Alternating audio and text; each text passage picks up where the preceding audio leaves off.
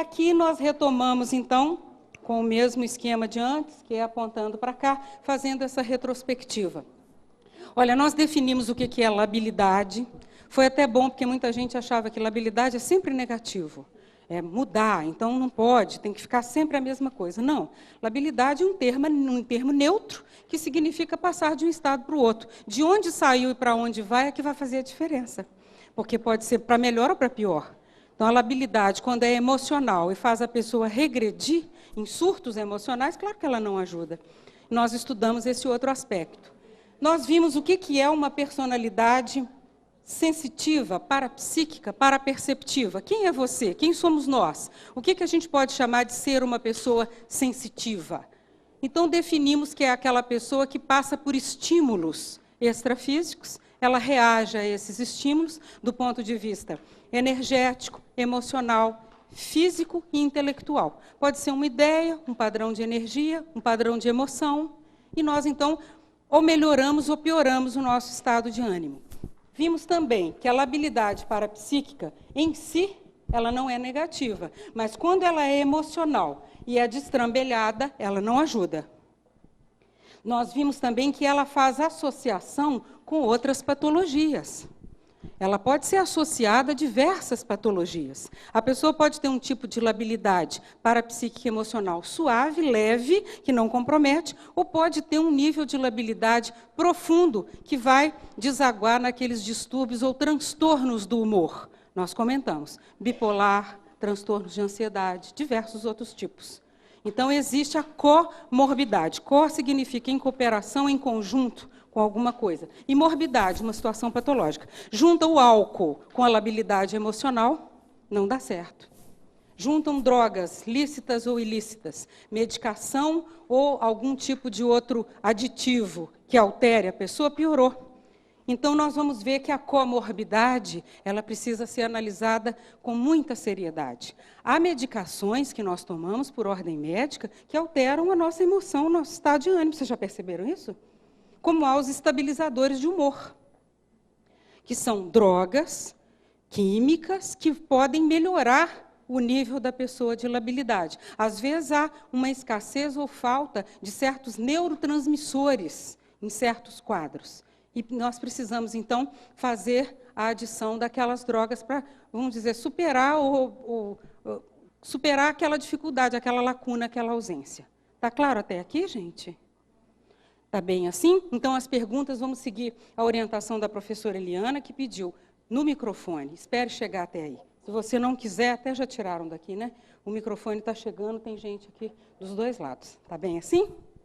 Vamos ver mais um pouquinho. Nós trouxemos também hipóteses de pesquisa, as diversas hipóteses desse curso. Trouxemos as hipóteses do desequilíbrio emocional, da inflexibilidade, da teimosia, da incoerência. A pessoa tem um conjunto de princípios e não usa. Não associa os princípios aos valores nem às metas da vida.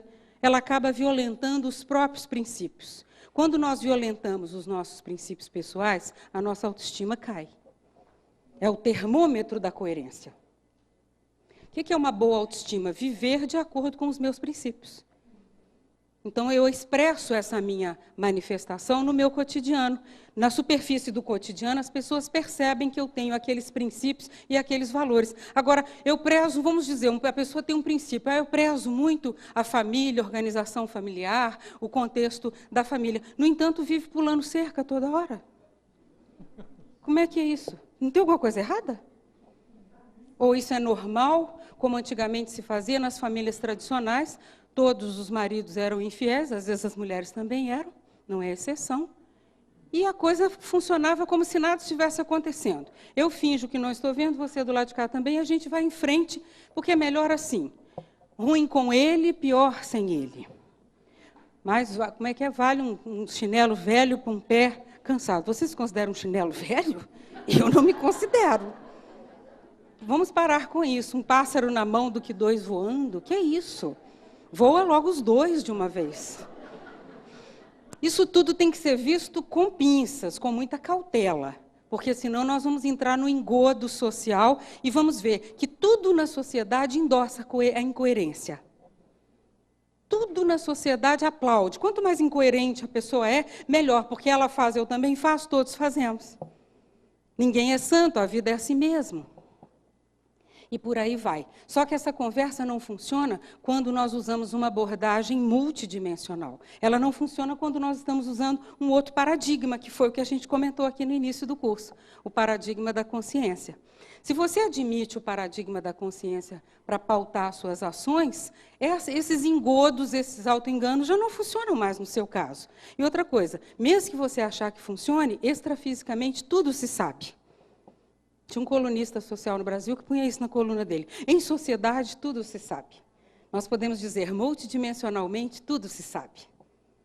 Então, essa incoerência aparece nas nossas energias, o recado é dado e as companhias vêm atraídas por essa condição. Está claro para vocês isso? Então, nós vamos investir nessa questão mais seriamente. Nós comentamos dessa teoria, a teoria da dissonância cognitiva, que ajuda muito a entender a incoerência.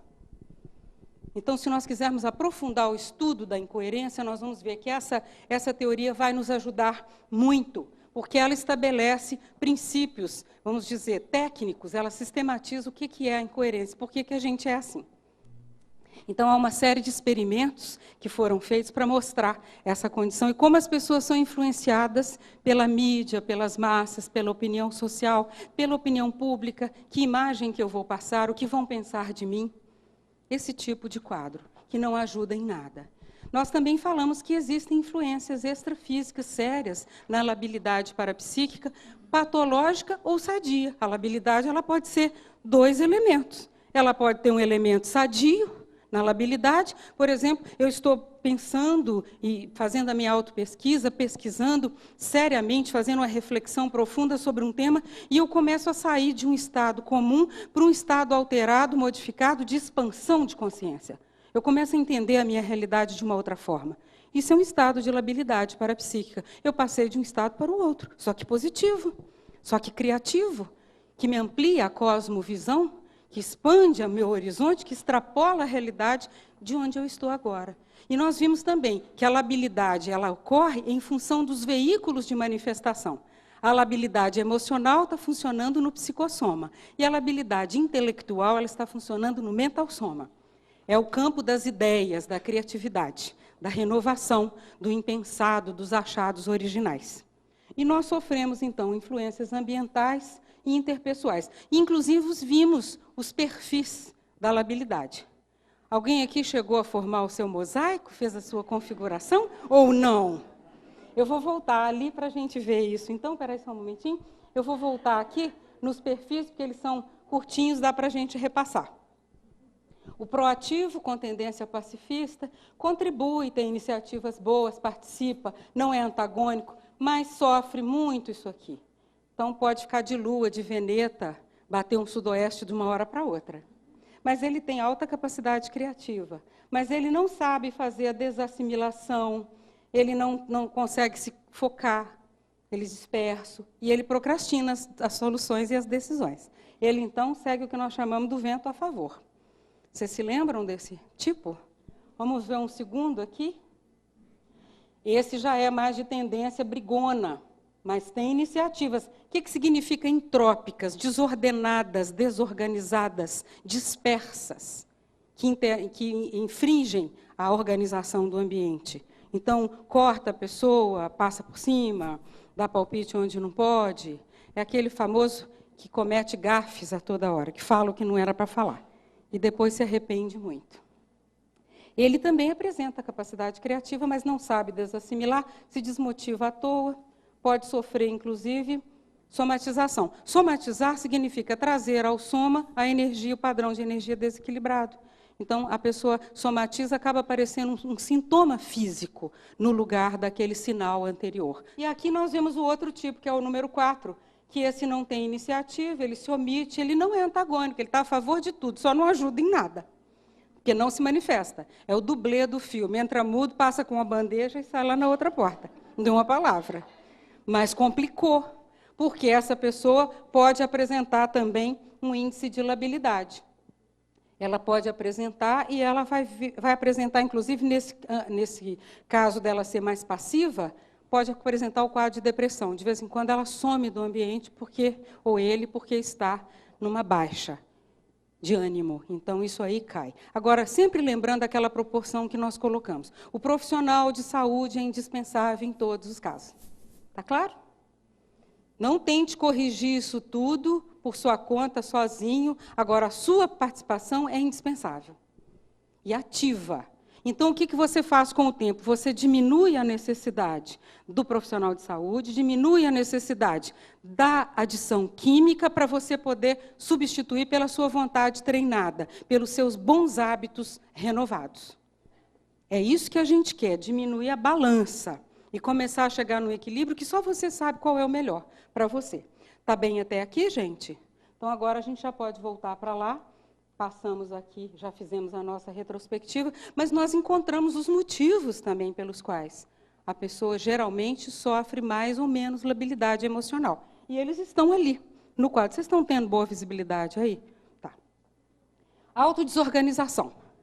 Falta de conhecimento de si mesmo. A criatividade com grande permissividade emocional. Vale tudo para achar uma boa solução. Não vale. Entrar num estado alterado, discutir com todo mundo, brigar, ficar depressivo, melancólico. Não, isso era muito usado no século XVIII, XIX, que o artista, para criar, ele tinha que ficar doido. Quanto mais pirado ele fosse, quanto ele fosse mais, vamos dizer, esquizofrênico, autista e transtorno bipolar, a história é crivada de distúrbio bipolar. Praticamente não escapa ninguém, se você for olhar. Um é taciturno, o outro é assim, humor sombrio, Einstein, e vários outros, e muitos gênios. Tudo assim, meio batendo pino. Então, associou-se que, para ser um gênio, você precisa bater pino. Nós não concordamos. A criatividade da pessoa patológica é baixa, de nível e qualidade baixo. Ela não alcança grandes ideias, ela não chega a resolver ou solucionar a sua própria vida. Tem vidas super infelizes. Então, é bom a gente olhar isso, que a nossa qualidade de vida também é obra da nossa criatividade. A criatividade é para a vida ser boa, para a gente ter mais bem-estar, mais felicidade, viver melhor. É para isso que serve a criatividade. Invenção de objetos é muito útil.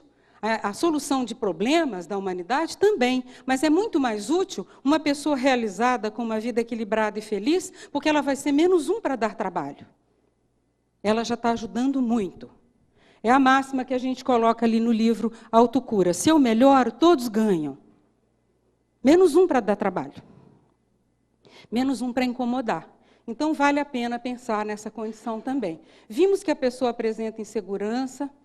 Fala-se muito da baixa autoestima, mas a baixa autoestima intelectual, às vezes, ela é a mais séria que a gente tem. A pessoa tem baixa autoestima intelectual e não faz nada para melhorar isso. Não volta a estudar. Eu acabei de falar aqui com um colega nosso que está assistindo o curso, que ele ainda não mexe com a internet, essas coisas, nós falamos, está na hora de mexer. É hoje, é agora. Vamos atrás. Ele se interessou pelo Colégio Invisível, da dessomatologia, da dessomática, que nós falamos aqui que existe, a pesquisa, ele se interessou. Para isso, ele vai precisar de usar uma ferramenta. Ele já saiu na frente, ele já ganhou alguma coisa. Ele renovou hábitos com isso, com a iniciativa de procurar esse tema. Então, veja, são movimentos que fazem a pessoa caminhar. Incoerências evolutivas diversas, nós falamos da inflexibilidade, da teimosia, em vez de usar o princípio da descrença, usa o princípio da desconfiança. Em princípio, todos querem me passar a perna. O universo não presta, e se eu não ficar de olho, eles vão me atropelar. Quem pensa assim não precisa de mais nada, já tem. Não precisa de assédio porque faz. Não precisa, é profissional. Tem que deixar a pessoa por sua própria conta. Então, com isso, a gente vê que há certas atitudes pessoais que elas já não são mais cabíveis, nem dignas do nosso nível evolutivo atual, que nós já podemos dispensar. Coisas que ficaram ultrapassadas, que já não têm mais interesse, e que nós já reconhecemos que, para nós, não está bom mais. E aquilo que não serve, não serve. Nós cortamos e vamos passar para outros hábitos. Falamos da carência afetiva crônica, da síndrome de dispersão, da perda de foco. Não consegue manter o foco em alguma coisa que dê resultado. e tudo para dar resultado demora um pouquinho, não é nos primeiros 5 minutos. Uma pessoa aceita que uma empresa, para ficar razoavelmente equilibrada, empatar os gastos do início, ela precisa de pelo menos 2 anos de atividade. Estou correta? Não pode esperar nada da empresa. Agora, como é que você quer fazer a sua autopesquisa em 5 minutos? Olha, eu tentei mudar, foi ontem à tarde, não deu. E aconteceu uma coisa que eu fiz igualzinho das outras vezes. Eu não tenho saída. Agora, no seu negócio, você aceita 2 anos de prazo. Dá pelo menos 2 anos de prazo, até o Sebrae recomenda isso. Uma autopesquisa bem feita, ela precisa de prazo. Tenta a mesma mudança, quantas vezes for necessário, até aquilo frutificar. Você vai olhar, nós comentamos, a autocura, ela é diminuir a intensidade e aumentar a periodicidade da falha. Até assim com uma alergia. Se você diminui a intensidade das crises e aumenta a periodicidade entre elas, você está no caminho da autocura. A recaída, às vezes, é também parte da autocura. Só que cada vez você está mais lúcido. Você olha e fala, puxa vida, dessa vez eu ainda dei uma derrapada, mas na próxima ninguém me pega. Estou fora. Essa decisão ela é saudável, ela atrai a simpatia, a amparalidade para você. O amparo extrafísico a seu favor. Claro que você está fazendo força, você está diferente de todo mundo, a maioria não quer nada com a dureza. Gente, no livro Síndrome do Estrangeiro, eu apresentei uma teoria conscienciológica da personalidade que, na verdade, ela foi baseada numa estrutura bem mais complexa que o professor Valdo Vieira apresentou, chamado conscienciograma. Mas, quando você descreve uma teoria da personalidade, você descreve a estrutura do que a consciência é feita, ou seria, no seu caso, como você vê, dentro do teorizador, do teórico que está fazendo a pesquisa. Você diz como ela funciona, como ela se movimenta, qual é a dinâmica em que ela se movimenta e para onde ela vai, como ela se desenvolve. Você quer falar de personalidade, aliás, de praticamente tudo, você precisa desses 3 elementos. Do que é feito, como funciona, para onde vai. Ele muda, ele degrada, ele desaparece, ele cresce, ele evolui? Nós precisamos dessas perguntas. Então, baseado nessa condição, é que nós chegamos à realidade seguinte. Quem quiser aproveitar depois aprofundar o estudo da teoria, ela tem um capítulo inteiro que só fala disso. Teoria Conscienciológica da Personalidade, está no livro Síndrome do Estrangeiro. Está lá, essa estrutura. De que você é feito? De vários veículos. Agora, qual é a composição da consciência? A natureza específica da consciência? Ninguém sabe ainda. Tem tanta pergunta enigmática dentro da área de ciência. Para que eu vou inventar e vou falar que Deus é que criou a consciência? Eu não sei. Como é que eu vou falar uma coisa que eu não sei? Uma coisa que eu estou falando e não sei é mentira. Porque eu falei baseado numa crença, numa afirmação que não é correta, não tem fundamento. Então, eu não posso afirmar. Dentro da ciência tem essa seriedade. Eu não afirmo aquilo que eu não sei e não experimentei. Eu posso supor, fazer uma hipótese. Então, a hipótese da criação da consciência é tão boa quanto qualquer outra, mas ela não foi comprovada ainda. Nós precisamos de andar, caminhar com isso. A crença não é comprovação. A crença supõe, continua no terreno da hipótese. Então, a gente precisa começar a estudar num nível mais realista, mais produtivo. E aqui a gente chegou, então, à produtividade no sentido o que é a consciência? A gente procurou responder. Do que ela é feita? Composta de alguns veículos, que nós vimos na primeira parte, e ela tem uma estrutura interna, ou intrapsíquica. Esses aqui é que são mais demoradinhos para fazer aparecer, né? Precisa de mais energia. Então, veja só. Ela tem 6 atributos básicos. Ninguém está falando que fechou no 6, tá, gente? Não podemos falar isso, porque não sabemos. Mas são 6 atributos que praticamente todo mundo apresenta em algum nível. Você tinha que escolher alguma coisa. A composição do livro Conscienciograma, grama significa medida. Medida da consciência, que é uma teoria de avaliação integral da consciência, ele pressupõe esses elementos. Então, a gente pressupõe que todo mundo apresente, em algum nível, esse atributo. Algum nível de força aglutinadora, algum nível de força interpessoal, que é a comunicação, algum nível de força decisória, ele decide o que ele quer, ele tem algum nível de força exemplificadora, se ele não for muito incoerente, ou ela, ele tem uma força cosmoética que é baseada nos princípios inatos dele, que ele desenvolveu, ou ela, e aqui a gente tem a capacidade de evolução, a força evolutiva. São traços. Praticamente todo mundo tem esses traços. Agora, o que varia aqui? Percentuais, intensidade. E varia muito de pessoa para pessoa. Tem gente que tem esse traço aqui fortíssimo, mas não chega a ter uma boa força. Fala uma coisa, mas faz outra. Então, o que adianta ser um grande líder furado? Que multidimensionalmente não tem autoridade moral para bancar aquela liderança. Então, aqui a gente vê uma série de estruturas que nos ajudariam a entender a nossa labilidade. Nós podemos ver os traços mais fortes nessa manifestação, traço, força. Há traços que você já trouxe maduros, e outro que você precisa trabalhar. E outros que ainda nem tem, precisa desenvolver. Está claro? Então, nós temos, aqui já é a dinâmica, aqui são os traços, ainda faz parte da estrutura, mas aqui é a dinâmica. Como você funciona com esses traços? Nós vamos ver que alguns precisam ser reforçados para a gente diminuir a labilidade. Se a pessoa é muito Maria vai com as outras, ou Mário vai com as outras, ela vai precisar, porque tem, né, também, a gente fala como se fosse só um atributo feminino, mas não, existe o Mário também, vai com os outros. E ele também é o mesmo papel, é igualzinho, ele não tem uma força de liderança aglutinadora, nem uma capacidade decisória própria. Eu outro dia assisti uma pessoa num restaurante comer o prato que eu escolhi, e eu fiquei abismada. E ela separou tudo que era o principal do prato, que eram nozes, ela não come, mas ela aceitou. Eu falei, mas como é que você aceitou eu falar que eu queria esse prato e você pediu o mesmo prato que você não come? Isso me parece absurdo. Por quê? Porque a pessoa não falou claro o posicionamento naquela hora. Se você falar assim, tem sorvete de morango e de creme, qual que você quer? Para mim, tanto faz. Não faz nada. Um chama morango, é uma fruta vermelha desse tamanho assim. O outro chama cacau, é outra coisa completamente diferente. Se você não tem um posicionamento no dia a dia das menores coisas, como é que você vai chegar em situações críticas para tomar decisões?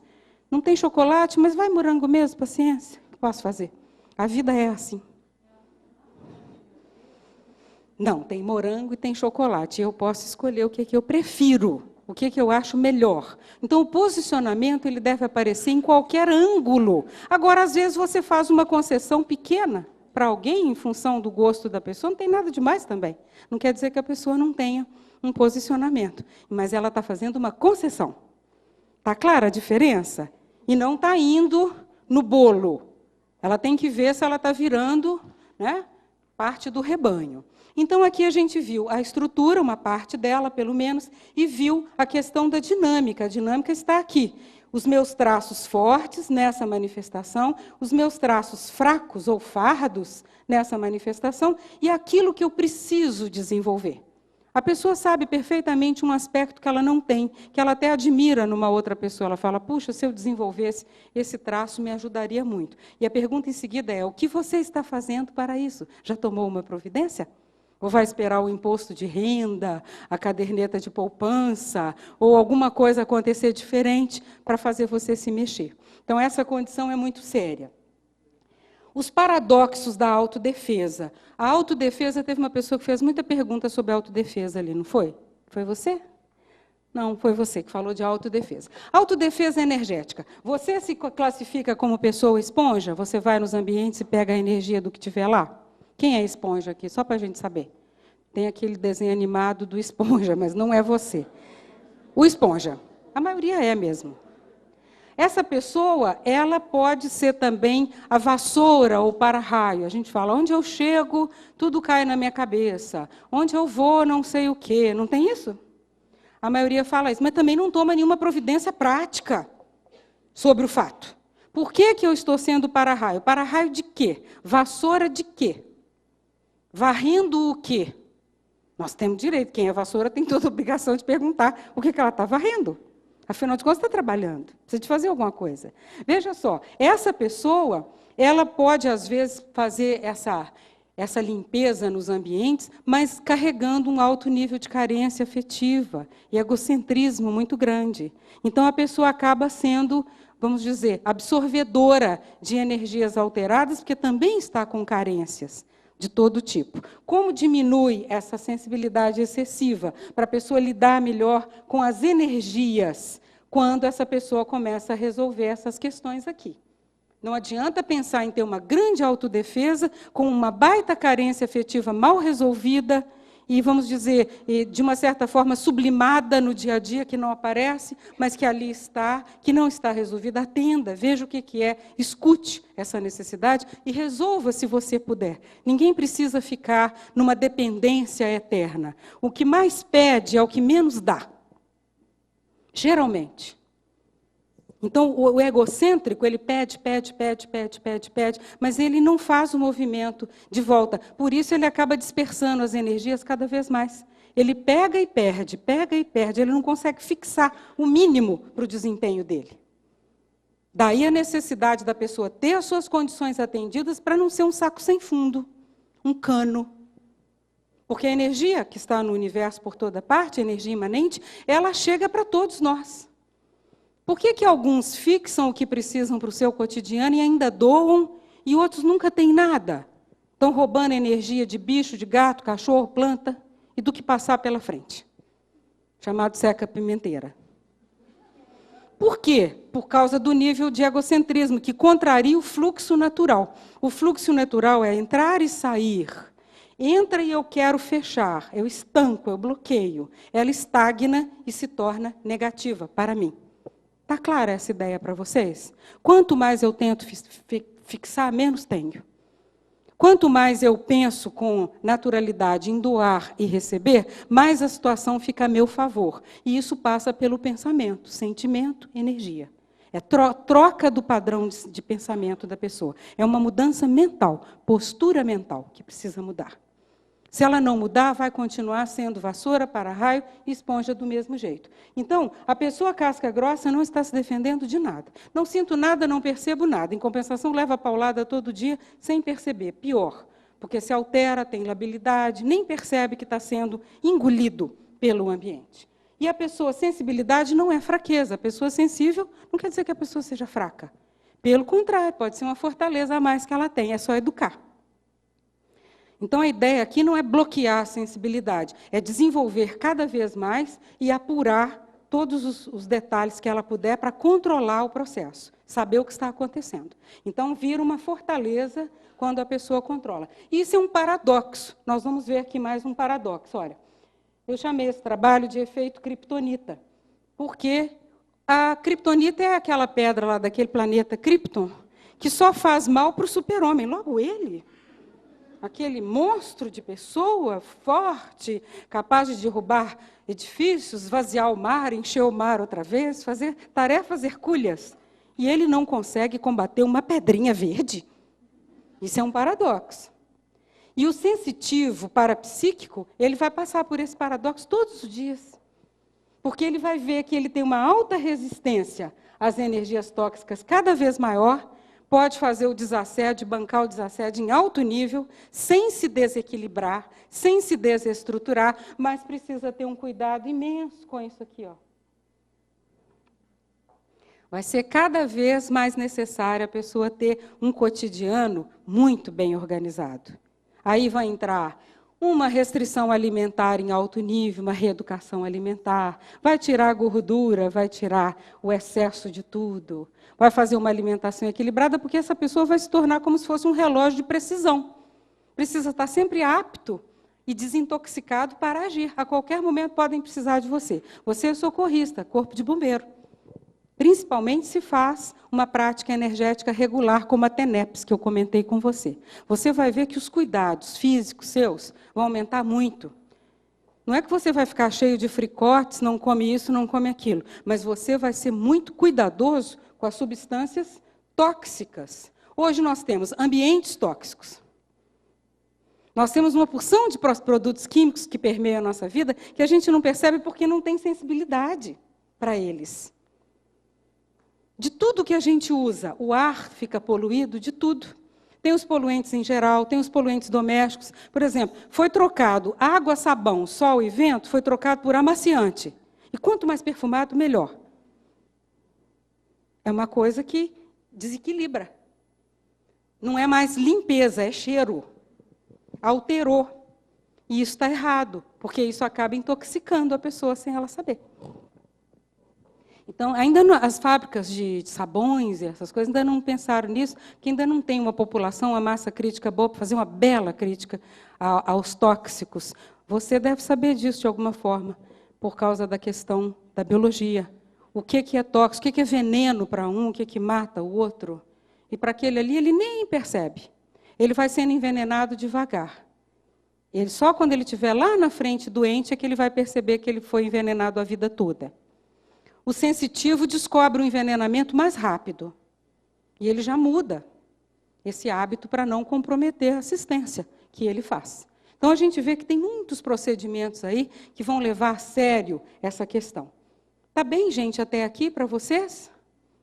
Também esse assunto está discutido no livro, no material didático que vocês receberam, o livro Autocura através da Reconciliação. Vocês já ouviram falar essa expressão? Sabe o que é? Mitridato. Alguém sabe o que é o mitridato? O mitridato é aquele popular antídoto.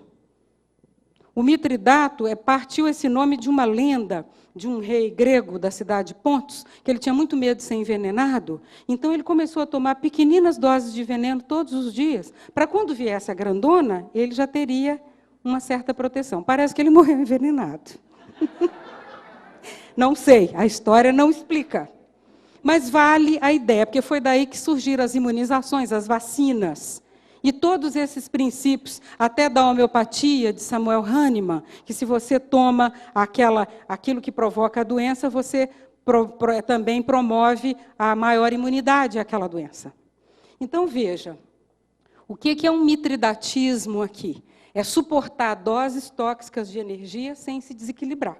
Em compensação, a química é diminuída para você ter um organismo mais preparado para esse tipo de trabalho. Porque ele sobrecarrega, sim, pulmões, os rins, o fígado, o pâncreas.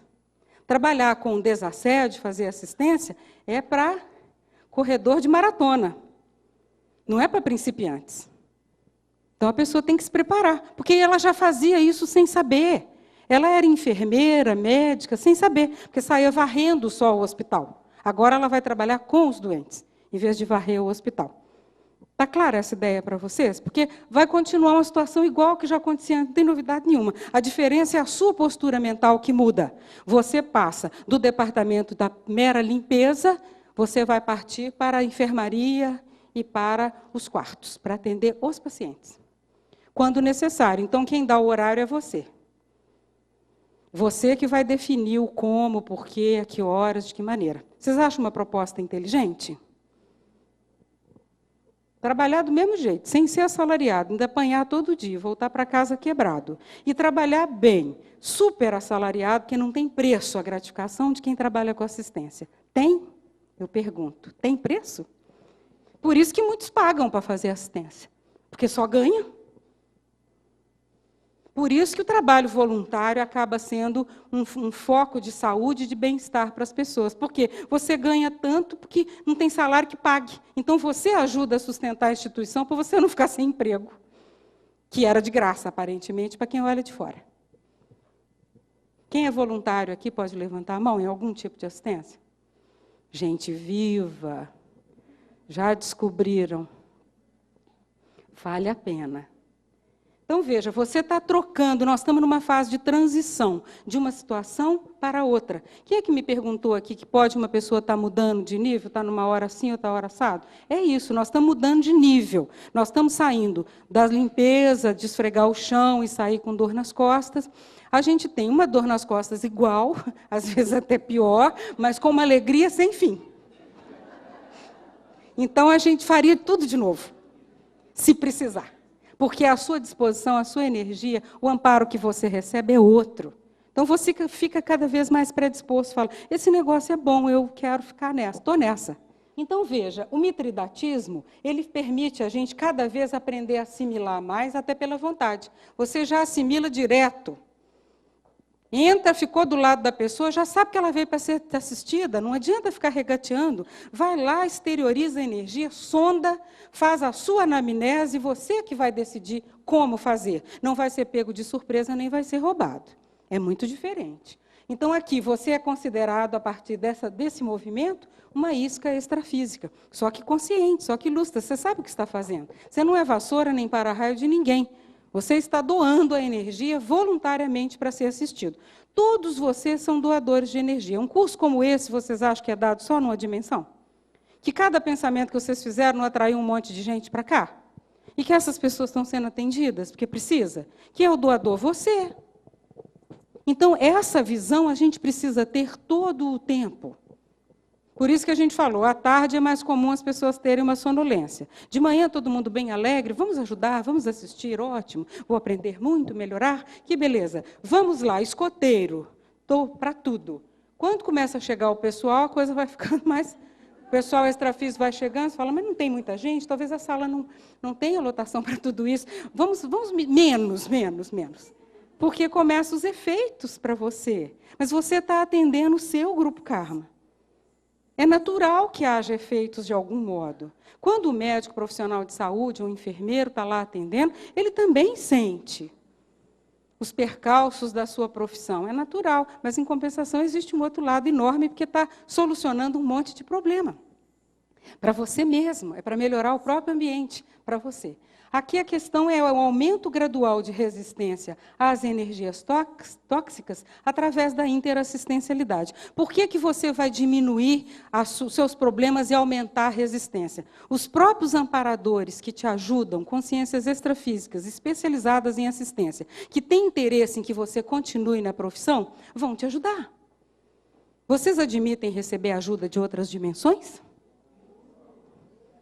Então, vamos nessa que ninguém está trabalhando sozinho, ninguém com uma intenção boa, um discernimento aplicado, inteligência, querendo cooperar e ajudar e assistir, vai ficar sozinho para fazer esse trabalho. Ele vai ter companhia muito boa, e é daí que surgem os grandes insights sobre os problemas que a gente tem. Que a gente quer resolver um problema, não tem a solução. Aparece uma solução do nada. Um dia você observa e fala, que engraçado, aquele defeito que eu tinha, há quanto tempo que eu não vejo? Onde será que ele foi? Você malhou aquele defeito no trabalho, ele sumiu, ele diluiu, ele acabou.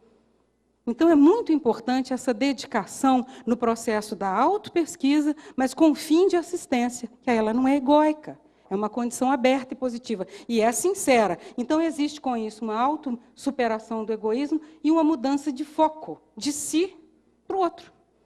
Quem chega nisso aqui não vai esquecer de si, não, mas não vai precisar estar lembrando muito. Porque já está com a vida ganha.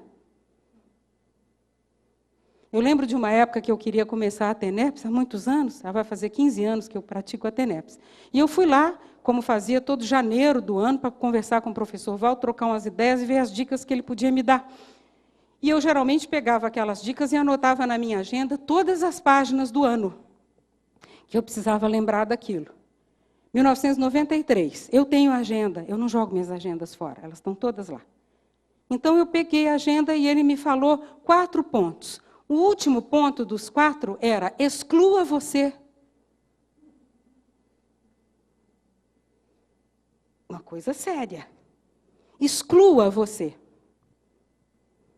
Ou seja, essa situação aqui, uma mudança de foco. Tire a mudança do foco dos seus problemas que você tem agora e vai continuar tendo, que ninguém furou o céu. Fazer assistência não é santidade, é obrigação. Faz parte do trabalho.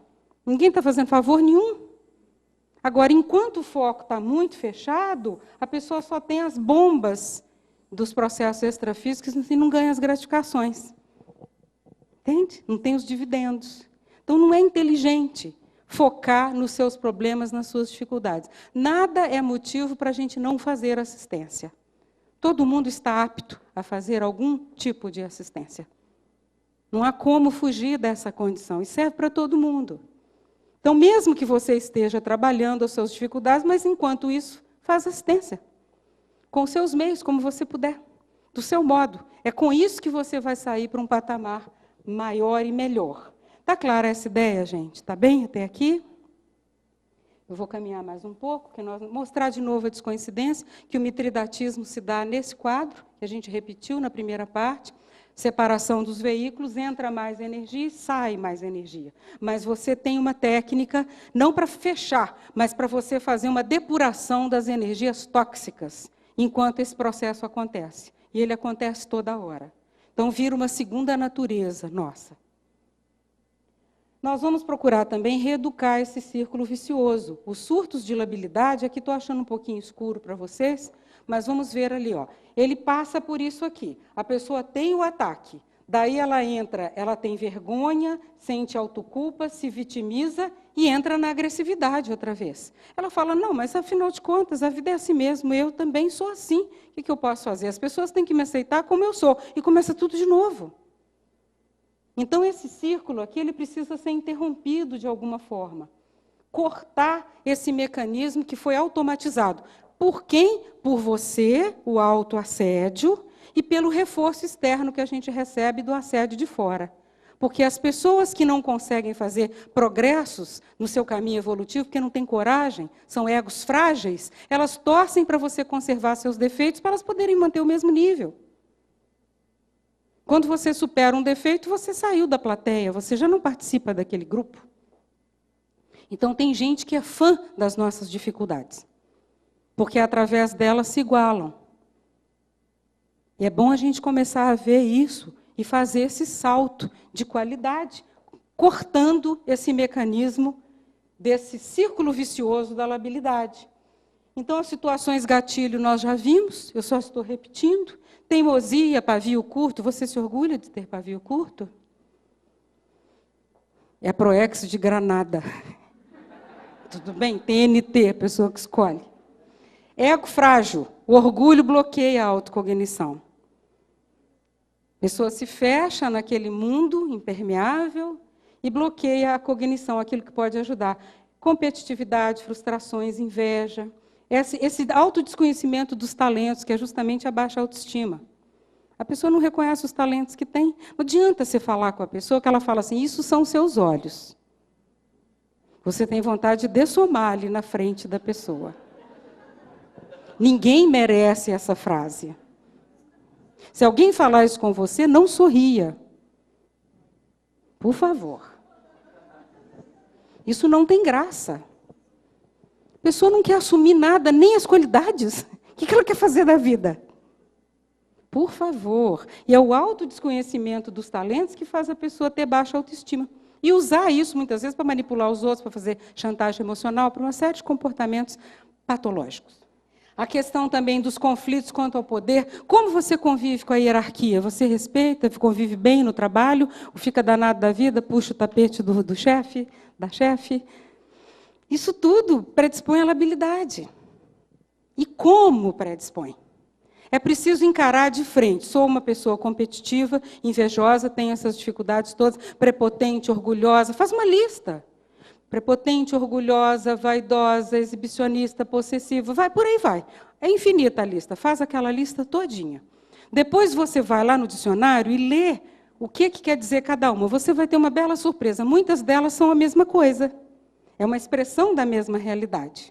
Daí você vai fazer um outro estudo, pega os antônimos daqueles defeitos. Estuda todas as qualidades que você precisa desenvolver, são os antônimos. Você deixa agora eles de lado e pega só os antônimos, que é o que você não tem. O que adianta estudar os defeitos? Você já definiu, sabe o que é? Concorda? Está claro? Fechou o acordo. Agora passamos para a coluna sadia. O que eu quero ser? É muito diferente de você fazer uma pesquisa de autoculpa e de vitimização e ficar se vitimizando porque não consegue chegar naquele nível. Está claro isso, gente? Nós vimos aqui, então, algumas das questões, todas essas foram discutidas já ao longo do curso. Outra questão séria aqui, ó, como eu lido com a informação? Eu sou discreto, indiscreto, sei e falo na hora, quero pegar o furo do outro? Como eu trabalho? Eu sou comedido, eu sou moderado, eu uso a informação a meu favor quando tenho? Esse uso de informação ele é muito sério por causa dos amparadores. Eles estão observando o nível de informação que foi passado e como a pessoa utilizou. Se ela não usar bem, vai cessar a fonte, acabou. Não tem mais informação. Por causa do mau uso, a indiscrição, a postura da maledicência em relação à informação que a gente possui. O medo também, os ciúmes, que são o medo da exclusão, esses autoconstrangimentos que a pessoa tem, éticos, de ser pego em falha, ela mesma ser incoerente com aquilo que está fazendo. Então, nós vimos que tem um terreno amplo de trabalho consigo para quem quer acabar com a labilidade. Não falta trabalho, é só a pessoa ser franca e sincera consigo, e falar, eu vou acabar com isso e vou dar um jeito nessa história. E eu vou melhorar a minha performance, porque assim eu quero. Eu tenho uso do livre-arbítrio para fazer isso. Eu tenho autonomia evolutiva para me mudar, para melhor. E, além do mais, tenho ajuda, assistência, amparo, assessoria, tudo de bom, monitoria para fazer isso. Eu não vou fazer sozinho. Então, é um empreendimento que sempre vai dar resultados muito positivos. Vamos mais um pouco? Os núcleos afetivos com os quais a gente convive, eu comentei no início do curso também, mas vale a pena recordar. O intraconsciencial, que é a pessoa consigo, ela sabe muito bem o que ela está devendo para si. Ela sabe que ela está furando as contas, o contrato que ela fez. E a gente se sente muito mal quando não cumpre esse contrato, essas cláusulas contratuais consigo, de melhoria pessoal. Existe a relação com o grupo familiar, que nós chamamos de grupo karma, mas ele se estende na escola, quando os professores, colegas, os encontros de destino que a gente tem ao longo da vida, pessoas que às vezes terão uma participação enorme na nossa vida muitos anos mais tarde, vocês já devem ter passado por isso. No profissional, a mesma coisa, os chefes, os alunos, os colegas, os encontros de destino do grupo karma na profissão. Você chega lá, encontra e descobre que seu colega nasceu no mesmo bairro que você, numa mesma cidade, e você está morando numa outra cidade. Aquilo tudo vem porque é o grupo, ele chama as pessoas, elas são agrupadas pelas afinidades, pelos interesses. A questão afetivo-sexual, a vida a dois, a companhia afetiva de eleição. O que significa isso? Quem escolheu foi você, portanto, não reclame. Está claro? E qual era o seu sistema de interesse, quando você fez a escolha? Você vai achar direitinho, ele era lindo. Mas era, querida. Isso também passa. E hoje, eu até comento no meu livro que é muito comum quando uma moça fala, eu estou namorando, eu estou saindo, estou ficando, sei lá o quê. Aí perguntam, ele é bonito? Aí quando a moça fala, eu fiquei noiva, agora eu estou noiva. Ele é rico? E quando casa, diz, ele é bom? Aí é tarde. Fui, já era. Tem que perguntar na primeira, ele é bom? Bom em quê? O que me interessa? Porque eu vou conviver com essa companhia de eleição. Porque senão é igual a eleição que a gente faz aqui, elege o presidente, depois dá nisso que dá. Tem que olhar direitinho qual foi o sistema de interesse que pautou a sua escolha. Observe. Porque aí a responsabilidade é sempre nossa mesmo, não adianta reclamar com o vizinho. E a questão também multidimensional, as nossas afinidades que permeiam tudo. Esse karma maior, juntando esse compromisso, karma, compromisso, junto aqui, dá o chamado holokarma, o conjunto dos compromissos que a gente assume e que todo mundo tem. Não tem jeito de fugir dessa realidade, mas nós podemos melhorar muito a convivência com esse laboratório de experiências. É por isso que a pessoa vai caminhando e vai melhorando cada vez mais. A construção da autoestima se dá quando a pessoa começa a analisar esses núcleos de conflito. Os núcleos de conflito são o que a gente viu antes aqui. Tem que olhar todos eles com carinho e ver o que está acontecendo para solucionar cada uma das partes, para a gente chegar a uma solução positiva. Ela, então, aplica essa inteligência contextual nesse núcleo de conflitos, para ela começar a entender. Ela vai olhar que, quando ela diminui a incoerência pessoal e para com as reivindicações, ela vai chegar também a uma autoestima melhor. Quando ela faz esses autoesforços e vai ganhando maturidade, ela vai se pacificando intimamente, diminui a ansiedade, essa ânsia de correr sempre para lugar nenhum, essa pessoa também melhora a autoestima. A autoestima se constrói com a realidade, não com uma figura ou uma autoimagem idealizada. Não enche barriga de ninguém.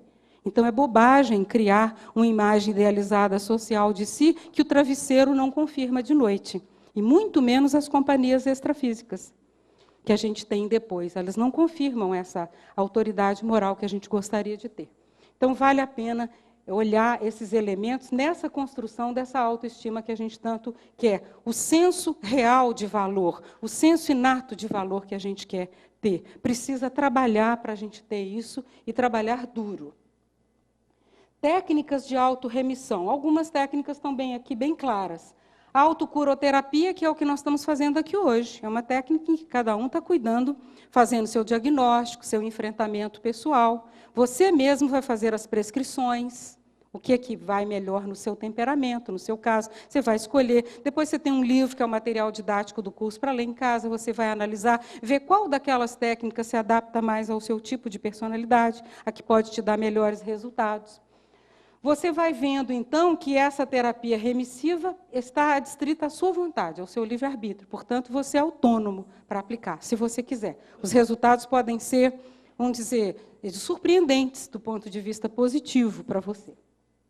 Você tem a técnica também do que nós comentamos. Ideias pró-evolutivas, com o domínio de energia, qualifica a assistência que você pode fazer. Ela é interassistência, porque o outro também me assiste. Eu, quando vou ajudar, sou mais ajudada do que eu esperava ajudar. A pessoa me ajudou muito mais, e às vezes nem sabe. Não é verdade? Já deve ter acontecido com vocês. Você vai porque a pessoa está muito necessitada, quando ela te dá uma lição, às vezes, de vida, que você não tem experiência, você nunca teve aquela experiência. E ela tem e te doa. E você cresce e se enriquece com aquilo. Você tem também as técnicas que foram mencionadas, interassistenciais, a progessioterapia, você sair do corpo com a intenção de assistir em projeções assistenciais programadas, que você também não faz sozinho, é uma situação que você tem acompanhamento. Quem é que teve aqui projeção assistencial, vamos dizer, espontânea? Vem, leva você para um lugar, você atende uma pessoa, e é uma projeção assistencial perfeitamente natural que você é capaz de fazer, e não precisa de quase nada, é você e sua vontade, sua índole, seu temperamento. E os amparadores. E nós temos aqui também a questão da TENEPS, ela foi amplamente abordada, e tem um livro que a gente pode aprofundar, caso vocês tenham interesse por essa técnica, se prepararem para ela. Está bem, gente, até aqui? Nós vamos, então, falar também dessa técnica. Nós todos temos traços força, mas somos diferentes na hora de empregar. Então, nós precisamos melhorar o emprego do traço força. Se o emprego ficar qualificado, nós vamos render mais com aquela mesma qualidade que você já tinha. O que nos diferencia também é o traço fardo, ou seja, toda consciência tem defeitos, traços fardos, mas o modo de superá-los faz toda a diferença. Tem gente que está aí com a cara e a coragem, correndo atrás, desdramatizando tudo e melhorando cada vez mais cada dia. E o outro está lá chorando as pitangas sobre o defeito, sem fazer nada de prático a respeito daquilo, e inflexível na hora de mudar e abrir mão daquele fardo. Por isso se chama um traço fardo. É importante a gente checar essa condição, como a gente está fazendo. Outra técnica que você falou da dispersão, a técnica do megafoco. A prioridade dessa informação que eu tenho, vamos supor, numa hora crítica, acontece uma situação no trabalho ou em casa, uma discussão, um fato constrangedor, e a gente tem que abordar. Eu observo, então, o foco, a prioridade da informação que eu tenho. Vale a pena? Devo fazer essa abordagem agora? Devo trazer isso para o grupo? Vai ser produtivo? O filtro, eu depuro a informação. De onde veio essa informação? Ela vai ajudar ou vai semear gasolina e querosene aqui no ambiente? Nem tudo que eu percebo ou capto eu tenho que trazer, que falar. Muitas vezes eu tenho que omitir, para justamente não criar uma dificuldade maior, tem hora para tudo. E a fonte é justamente essa. Ó. Eu depuro e eu filtro, para saber o que é que essa informação vai me trazer. Não é porque captei e vou falando. E viro um microfone que não tem discernimento nenhum. O microfone aceita tudo. Então, quando eu erro menos, eu já estou acertando. Essa é a nossa máxima aqui do nosso trabalho. Errar menos já é acertar. É o caminho da autocura, a gente repete. E dominar a precipitação e a impulsividade, que é o que faz a labilidade surtir o efeito negativo que ela surte, que a pessoa não controla. O professor Valdo falou esses dias muito lá na tertúlia da ansiedade, né? Foi ontem? Foi ontem. A ansiedade. Tranca a língua, põe um fechecler, faz alguma coisa. mas vai passar um tempo mudo. Não é porque você pegou a informação que você tem que falar, soltar a informação. Espere, reflita. Esse megafoco aqui ajuda. Megafoco evolutivo. A prioridade, a depuração e a fonte. De onde veio a informação? Veio de quem quer ajudar ou quem quer jogar lenha na fogueira? A técnica anti-ansiedade é esse máximo pensamento trivocabular. Nada é irreparável. Pede desculpa. No outro dia você vai lá e dá um jeito. Não tem nada que seja irreparável. O autoassédio e o assédio extrafísico é que nos faz pensar que aquilo que você fez não tem solução. Nós temos milhares de vidas, milhares de encontros e não há nada irreparável. Agora tem que começar de agora. Não é recair toda vez na mesma situação. Então, a tentativa de consertar, a seriedade no conserto, a rapidez na busca dessa situação reciclada ou renovada, já denota que a pessoa está com uma vontade firme, ela está com uma intencionalidade clara, positiva, nesse sentido. Técnica do binômio. Eu falei desse binômio de manhã, lembra? Que a maioria das pessoas que têm labilidade se vitimiza e se autoculpa e não sai disso, que cai na próxima. Esse binômio, ele é muito sério para a gente refletir. Ele é um antídoto, veja aqui. O binômio fala de antivitimização e autobenignidade. Autoculpa é o contrário da autobenignidade. É o massacre, é o cilício, é a pessoa bater em si mesma, é o sacrifício, é esse traço da religiosidade. Então, antivitimização é você fazer o contrário disso aqui. Eu não sou vítima de nada. Outra questão, se no passado eu vitimizei alguém, ou você foi me vitimizado por alguém, não justifica você se comportar como o algoz hoje. Justifica reivindicar o tempo todo a reparação do erro? Há muitas ex-vítimas que já se transformaram em atuais algozes por causa disso. Elas estão cobrando dos seus ex-algozes, que já estão até viraram amparador e já estão ajudando a pessoa, e ela ainda está reivindicando lá na rua a placa com a bandeira. Eu fui lesado, ele me fez isso, fez aquilo. O cara já está lá na frente. E você ficou reclamando. Reivindicar tem como raiz vingar-se, vindicare. E quem é que vai sair disso e continuar nesse pé? Então, essa postura de renúncia à vitimização, seja porque direitos tenham sido, hoje você não precisa, você não é vítima de nada, você detém o poder da autonomia, do livre-arbítrio, da sua vontade. Por que você tem que ser vítima de alguém ou de alguma coisa? Só se você quiser. Então, o refém do rancor, da reivindicação, ele vai ser o algoz, porque ele já deixou de ser vítima há muito tempo. Ele já é o algoz de muitos. Quem renuncia à autovitimização sai desse círculo vicioso, quebra esses grilhões e vai à luta. Abre mão, deixa para lá, abençoa tudo e cai fora. Vai em frente. A autovitimização é o ato da pessoa depreciar-se constantemente, com o rebaixamento voluntário, da autoestima e do amor próprio. A prescrição é: substitua pela gratidão ativa. O que é a gratidão ativa? Aprendi muito com esse episódio. Graças a fulana eu aprendi isso. Graças a essa adversidade eu cresci muito. Eu jamais teria aprendido o que eu aprendi não fosse essa situação. Isso chama-se gratidão ativa. É muito inteligente fazer isso.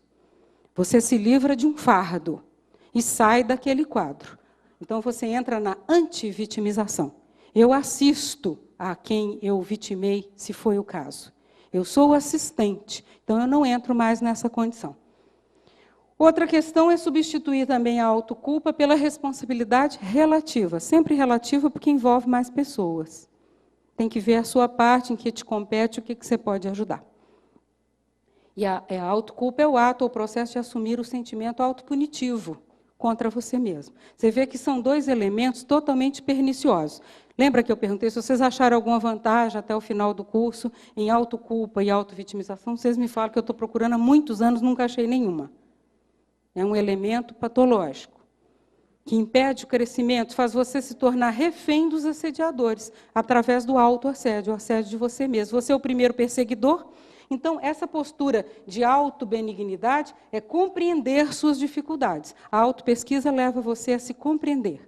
Você sabe que aquilo foi uma imaturidade, você reconhece, está modificando, já está partindo para outra, mas tudo isso de uma forma benigna. Os amparadores nos tratam com benignidade, seja qual for a nossa ficha evolutiva. Pode ter uma porção de bobagens, de erros crassos na nossa ficha evolutiva. Eles sempre nos abordam como se fosse hoje o dia da virada e tudo é pela primeira vez e eu estou cheia de boa intenção. Então vamos assisti-la para ver se ela melhora. Por que eu não vou fazer isso comigo? Se os amparadores me tratam assim, então veja, eu não admito me tratar pior do que os amparadores me tratam. Do modo como eles me tratam, eu também vou me tratar. Isso é a autobenignidade. Quando eu estou me punindo, me culpando, eu estou degradando a assistência extrafísica que eu estou recebendo. Eu estou abrindo mão do amparo que eu estou recebendo. Então, não é uma atitude coerente, nem uma atitude construtiva. Labilidade, criatividade é o ponto que eu falei que eu ia abordar agora no final. Vamos ver se o nosso final está aí. Aqueles 15 minutos nossos regulamentares do segundo tempo de prorrogação, nós vamos aplicar em função da manhã. E nós vamos continuar aqui. O que tem a ver com a criatividade? Tudo. A labilidade parapsíquica intelectual, segundo a hipótese que eu estou levantando da teoria da criatividade que eu estou escrevendo. Então, segundo essa teoria da criatividade baseada na conscienciologia, no paradigma consciencial, nós achamos que a criatividade ela pode ser favorecida. O professor Valdo definiu a pensenidade, quer dizer, a ação de pensar, de pensamento, sentimento, energia ininterrupto, que todos vocês têm, que eu também tenho. Ele diz que isso, a pensenidade prioritária da consciência é essa aqui, ó, a criatividade cosmoética evolutiva. Ele pediu para a gente dar uma resposta, o que a gente achava prioritário. Nós falamos, é a desperticidade, é o domínio da energia. Ele falou, não, a pensenidade prioritária é a pessoa ser criativa e cosmoética no que toca à evolução dela. Se ela conseguir ter uma criatividade cosmoética que não fere a ética universal, essa pessoa vai ser mais produtiva e vai viver melhor. Então, endossou aquele campo de pesquisa que eu disse a vocês que eu sempre tive interesse. O trabalho que eu publiquei foi criatividade, aqui equipes criativas e labilidade parapsíquica, porque eu quero estudar a criatividade. E é nesse aspecto que eu estou fazendo este enfoque. Para nós, a criatividade é um processo da consciência, consciencial, sofisticado, personalista, que explora, do ponto de vista mental, somático, intelectual, as soluções mais criativas e inovadoras para problemas de ordem evolutiva. Pode ser um problema intelectual, um problema afetivo, relacional, até situações do dia a dia e também até a invenção de um aparelho, um objeto que possa nos favorecer e que ainda não exista. Ele serve para isso, mas é a criatividade cosmoética evolutiva. Essas três palavras mudam todo o objeto do nosso interesse e qualificam aquilo que a gente está fazendo. Tem isso nos slides de vocês. Segundo a conscienciologia, a labilidade, então, parapsíquica, intelectual, mental, somática, ela facilita estados alterados, criativos, sadios, devido à desrepressão intelectual, que pode levar a soluções antecipadas e uma visão mais ampla dos fatos. Ela também ajuda a captação de ideias, ela ajuda analogias, associações, e aumenta a flexibilidade mental, nós chamamos de abertismo. Com isso, ela acelera a cognição. Então, é muito importante a pessoa conservar este lado da criatividade. Passa de um veículo emocional, psicossoma, para um veículo intelectual, mental somático. Qual é a solução mais criativa que eu posso aplicar nesse problema que eu tenho? Na minha casa, na minha profissão, na minha relação, onde seja, em qualquer setor da vida. Então, se me perguntarem, Marla, o que mais te ajudou na vida humana atual? Minha criatividade em sair das situações complicadas. Eu sempre busquei uma saída original, eu não segui o que todo mundo fazia. Eu queria descobrir um modo novo.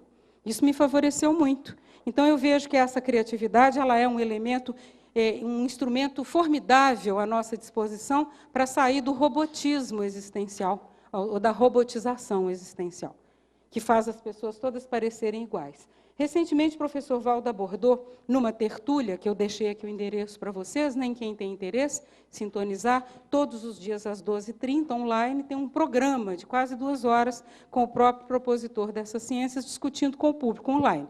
Pode mandar as perguntas e ele vai interagir. Ele abordou, num dos verbetes da Enciclopédia da Conscienciologia, foi até em 20/6 do ano passado. Ele disse lá o seguinte, naquele verbete, falava de localização e aproximação. A lucidez da consciência depende da própria evolução e pode ser classificada em inconsciente, semiconsciente e consciente. Ou seja, o nível de lucidez da pessoa varia muito de um nível para o outro. Os fatos falam a favor de uma instabilidade permanente da lucidez da consciência. Ou seja, esse nível de lucidez ele varia muito. Na nossa vigília, esse índice já modifica demais no mesmo dia. Então, aqui o professor traz a hipótese de que essa instabilidade ela seja permanente, até quando a mesma atinge o pico máximo do equilíbrio, ou da estabilidade relativa, no mais alto nível de serenidade extrafísica, como se essa instabilidade fosse componente indispensável às condições da vida consciencial. Então, essa fala endossa, ou pelo menos estimula a continuação da minha hipótese, da minha pesquisa. Porque fala a favor de que a instabilidade não quer dizer que seja negativa. Ela faz parte da dinâmica evolutiva, que nós apresentamos aí mais cedo para vocês. Criatividade, comentei também, é um estilo de vida, ela não é a solução de problemas. É um modo de viver. Não fazer igual a todo mundo, buscar ser original nas soluções dos problemas, nada de só tem essa saída ou não tem saída, ou é só desse jeito. Corta isso, quebra. Entre com outro paradigma, faça diferente, inove, busque a diversidade. Isso tudo faz parte do processo do desassédio. É um modo original de interpretar, um remanejamento, uma configuração dos dados. A vida é a mesma, os problemas são os mesmos, mas a configuração que você faz é diferente. Você trata aquilo de uma outra forma. Então, te dá soluções mais brilhantes, mais criativas. É um processo lúdico, porque ele aumenta a nossa motivação, ele aumenta a autoestima, principalmente a autoestima intelectual. Eu encontrei uma solução diferente, vamos fazer desse modo? A turma fala, puxa, por que nós não pensamos nisso antes? Porque você estava pensando primeiro, você estava dedicado a encontrar a resposta original. Quem estiver na frente, quem estiver dedicado, é que acha a resposta original. Ela estava lá para qualquer um pegar, só dependia de você. É um modo, então, original, a criatividade ela está relacionada à desrepressão. Vocês receberam uma coleçãozinha de 3 livrinhos, chamado Máximas? Essa aqui é uma delas, que eu gosto muito. Criatividade significa desrepressão, aqui. Então, você vê que, se você se desreprime, é mais autêntico, começa a fazer um processo de autenticidade cada vez maior, da sua linha de expressão ser mais coerente com a sua realidade íntima, fazer menos caras e bocas. Porque nós somos educados assim, o homem é educado para ele simular ao máximo a maturidade que ele não possui.